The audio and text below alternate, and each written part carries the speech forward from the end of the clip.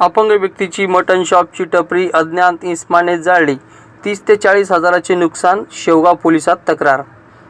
दिवाळीच्या पूर्वसंध्येला शेवगाव तालुक्याच्या पूर्व भागातील नगर जिल्ह्याच्या सरहद्दीवरील असणाऱ्या सुकळी या गावामध्ये गायकवाड जळगाव येथील राजू पठाण हे अपंग व्यक्ती चिकन मटण शॉपची टपरी बस स्टँडजवळ रस्त्याच्या कडेला टाकून आपला उदरनिर्वाह करीत असताना अज्ञात व्यक्तीने त्यांची टपरी 13 नोव्हेंबरच्या मध्यरात्री फोडून त्यातील किमान अंडे, बोंबील, झिंगे यासह मसाल्याच्या पुड्या, 2 इलेक्ट्रिकल काटे व कोंबड्या कापण्याचे हत्यार असा 30 ते 40 हजाराचा ऐवज चोरट्यांनी लंपास करून टपरीलाही आग लावून दिली.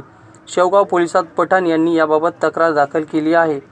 अपंग महिला जिल्हाध्यक्ष लक्ष्मीबाई देशमुख यांनी म्हटले आहे की या गोष्टीचा छडा न लावल्यास आम्ही अपंग बांधव न्यायासाठी रस्त्यावर उतरणार आहोत, अशा प्रतिक्रिया त्यांनी दिल्या आहेत.